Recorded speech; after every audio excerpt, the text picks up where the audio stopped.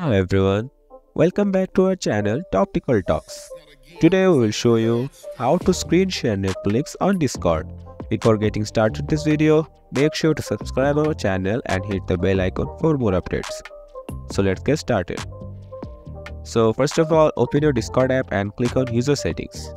Then click on advanced.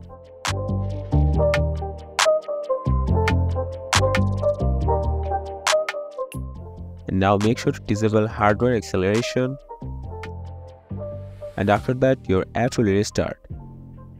Now again click on this user settings and from here click on register game. No game detected and click on edit. Then select your browser. My Netflix opened in my Chrome browser, so I'm going to select here Google Chrome and click on add game.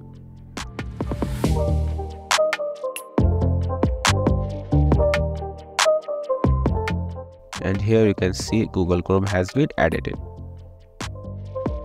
And now open a server where you want to stream Netflix. And then click on this stream Google Chrome. And select general. And then click on go live. And here you can see my Netflix screen has been shared to my Discord. If you find this video helpful, please make sure to subscribe our channel Topical Talks, and we'll see you in the next video.